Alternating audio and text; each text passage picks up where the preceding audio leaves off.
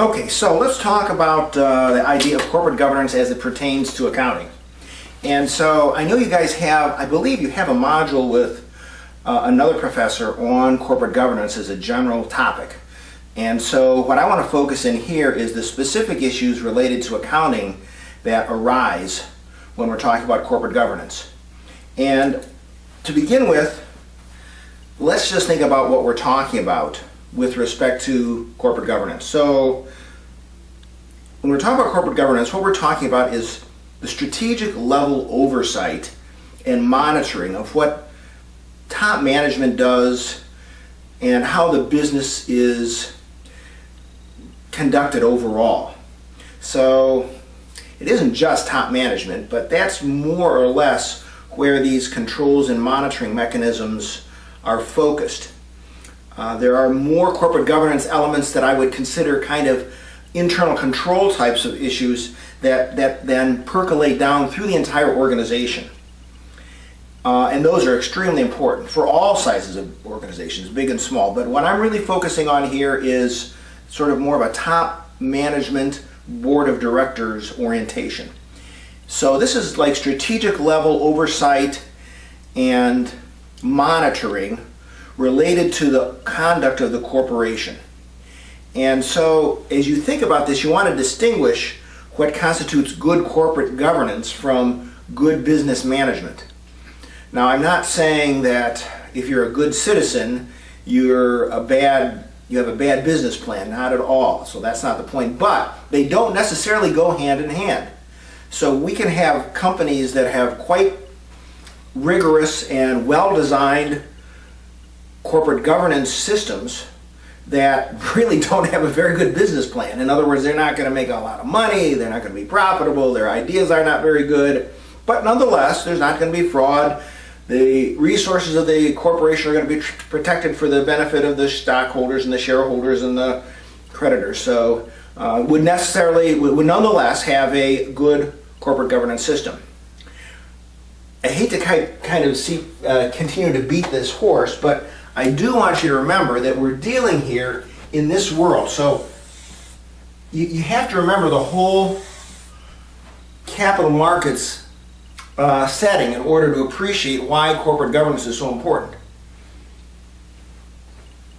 So remember, here we are in a modern capital markets era with transnational corporations, huge corporations, right? And so there's this need for a market for capital, so we have the New York Stock Exchange and the stock exchanges all around the world, right? And there's this separation of ownership and management called sort of the principal agent model, where we have the managers, right? Here's our managers, and here are the owners. And typically the owners, because they're dispersed, I mean there's lots of owners. So in a public corporation setting, the ownership delegates their rights to a board. And so there is a board of directors.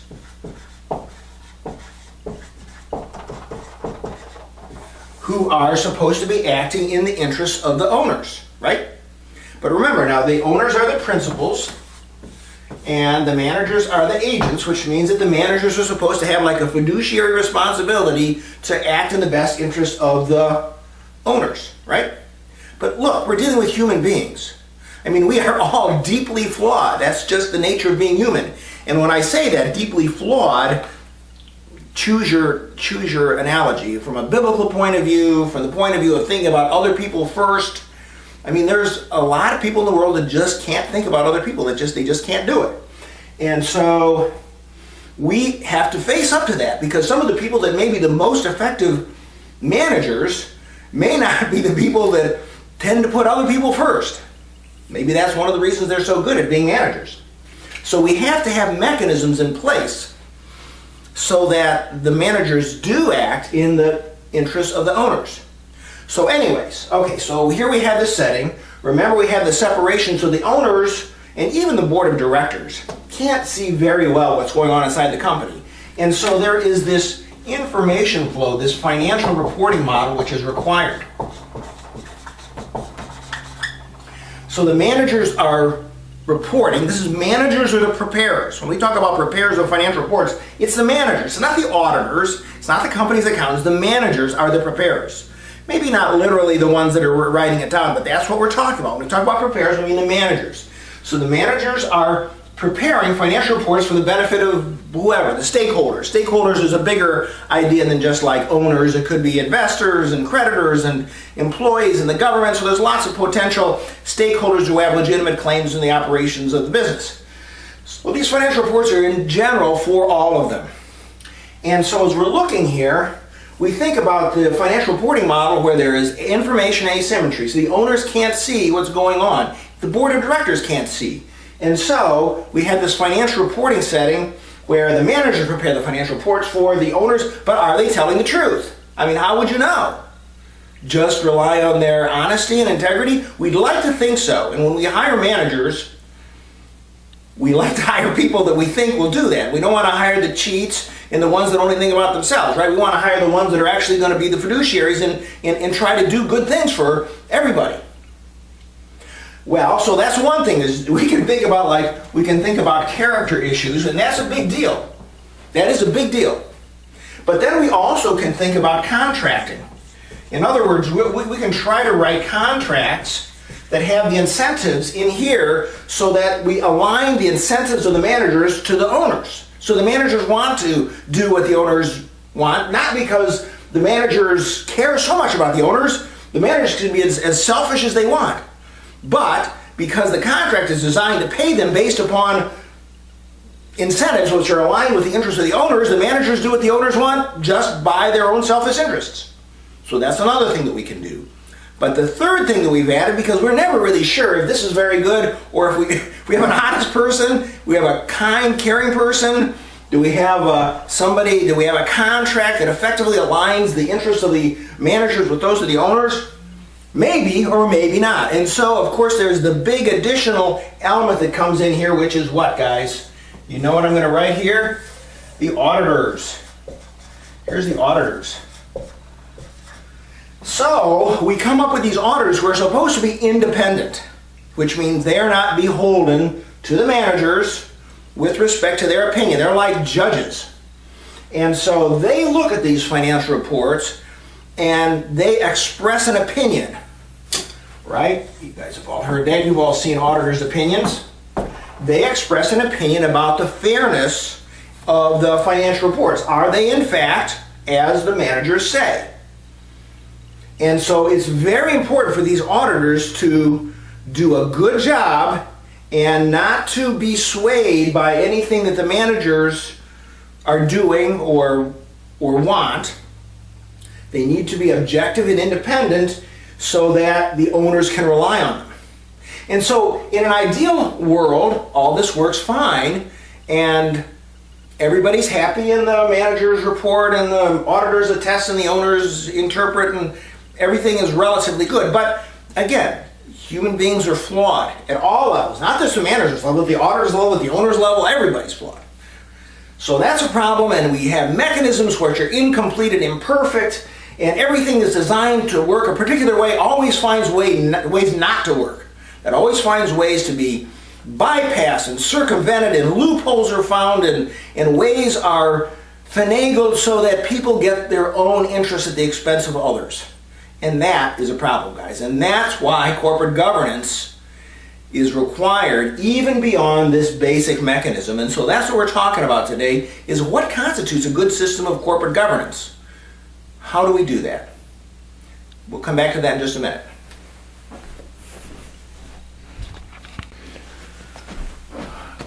Okay, so let's see, get a little more light here. Let's talk, I don't need that anymore. Let's talk a little bit about some of the aspects of corporate governance that relate to accounting. And so specifically, if you think about corporate governance as a general activity, what are we trying to do? Well, we're trying to create a stewardship atmosphere. So stewardship means taking care of, so that the resources of the organization, of the corporation, aren't misused or misappropriated. A lot of this fits into the idea of, at the micro level, in terms of internal control systems and so forth. So if you kind of think about the organization in terms of like this, who's involved in it. So basically up here is sort of the top management, right? And then you've got various levels of management going down to operations here. And so the breadth of the pyramid is simply meant to indicate that there's lots more people down here than there are up here. So there are systems that we want to have in place, whether this is a large organization or a dentist's office, it doesn't really matter. So there are things that we want to have in place for the entire organization. I don't know what I'm going to do this. I don't know, I'll just put some cross lines in there. Everything has got to have some kind of controls in place to basically safeguard the organization and how it behaves and the assets and the resources from being misused. And so in other words, it's properly managed and maintained. So a lot of these that we talk about with respect to accounting, again, would be called internal controls. And if you look at the handout, the one example I gave is, suppose you've got a small organization, and so, you know, the mail comes in, right? And the mail consists of, in part, checks. There are checks that are written for payment that come into the company. So you're going to have somebody here who is, right, handling the checks as they come in. Well, you would want to separate that from the person who actually takes the checks and makes the deposit in the bank. It's got to be a different person. We don't want this person to be doing this because we want to separate the physical custody of the assets and their depositing from keeping track of what came in. And we'd probably even have a third person. We'd have somebody here, right, at a table sitting down and working at their desk and with their computer and smiling, of course. And they're the ones that are actually working with their computer system to keep track of the accounting for the checks. And so what are we doing here? We're separating these different activities that we've got here. Each one of these is separate. Here's the accounting guy that's making the entries. Here's the person that's actually making the deposits. Here's the person that checks. We could go further on this. You know, the person that reconciles the bank account could be different than any of these people if you want. Obviously, there's trade-offs here because you only have so many people in an organization, but you try to at least have two-way segregations of functions, and that's kind of one of the key controls that we call internal controls, and that applies to all this. It even applies all the way up to the top level here as we think about corporate governance.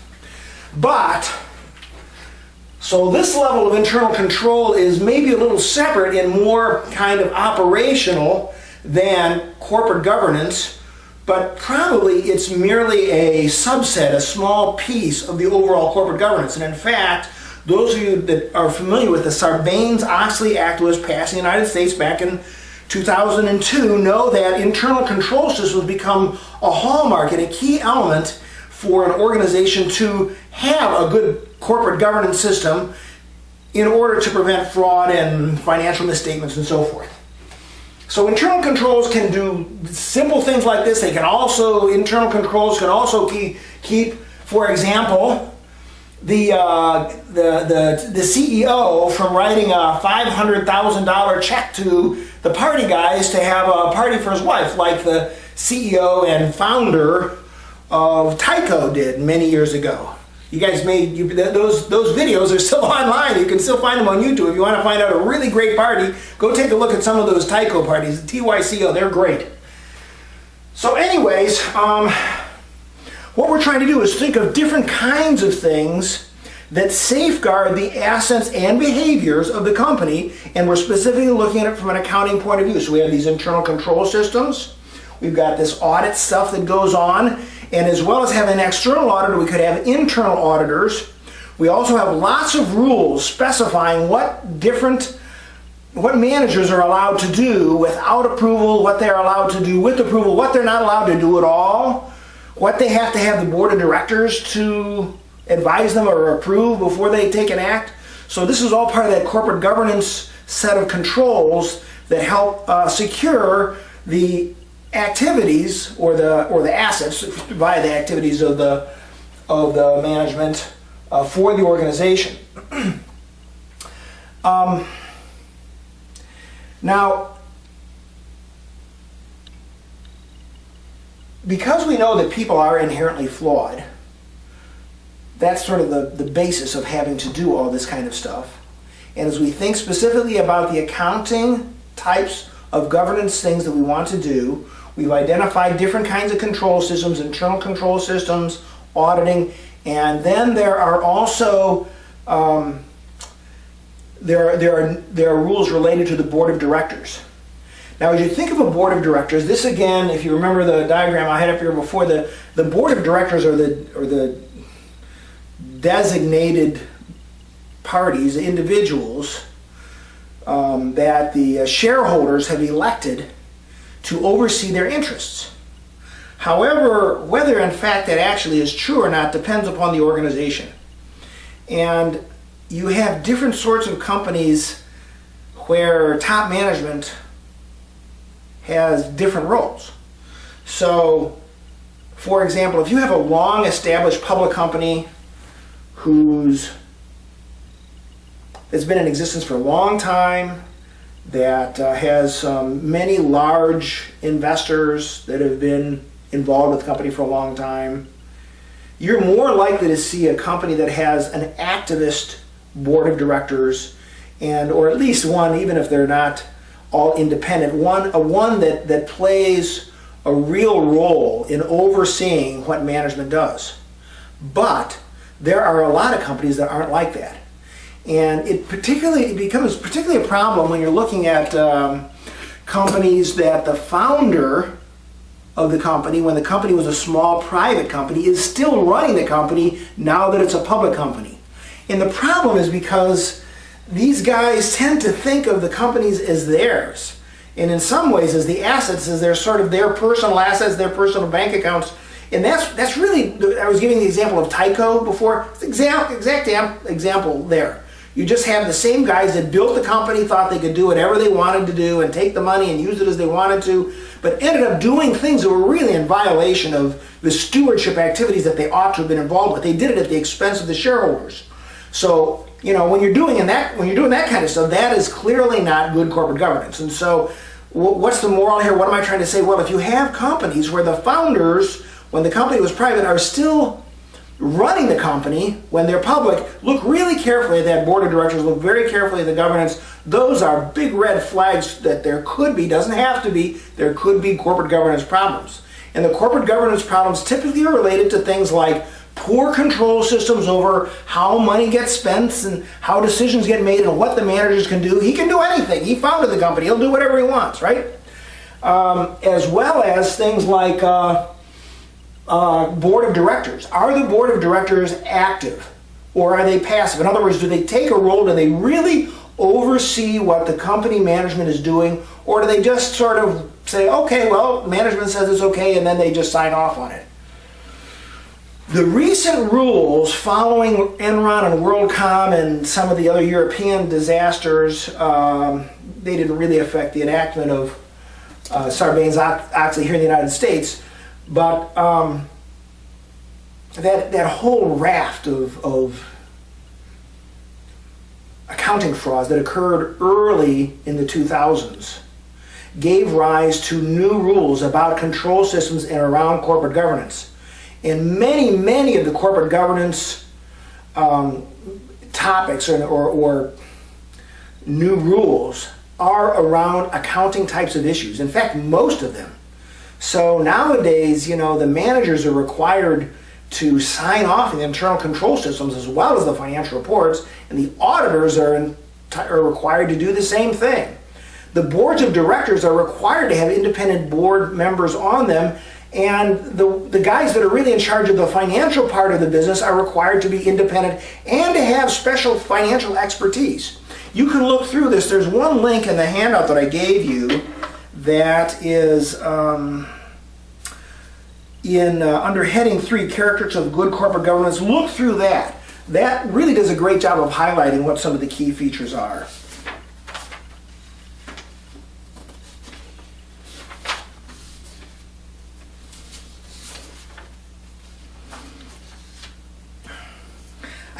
last one I want to make on this topic is around the role of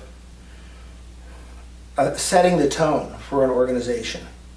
So you can have all the rules that you want. You can have all the control systems and all the fine statements regarding values and ethics and morals, but you have to have a team in place, starting with top management, who believes in those things and fosters that kind of attitude throughout the organization and espouses those ideas in their communications with their employees. So you really have to have a tone from the top that sets the company up as believing in honesty and integrity and reliability and trustworthiness. These are very important values that have to be demonstrated by management, because no matter how good the systems are that are in place, if there are enough people who just want to get around them and want to bypass them and are using the organization as a tool to perpetrate a fraud, they will find a way to do it. So even saying that everybody is flawed does not mean that everybody is in the position or necessarily will be the kind of person who will be a party to a massive fraud.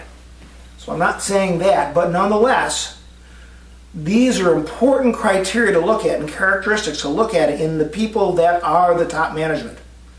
And it is surprising, it just never ceases to surprise me how many crooks manage to somehow cover their tracks from their past fraud and set up a new one. If you look at the example from last week, you'll see some illustrations of that. And you know, it's really just bad corporate governance that the boards of directors and the investors and the regulatory parties could not figure out that these guys were crooks before and are likely crooks again. So I think that pretty much covers the main things that I wanted to talk about.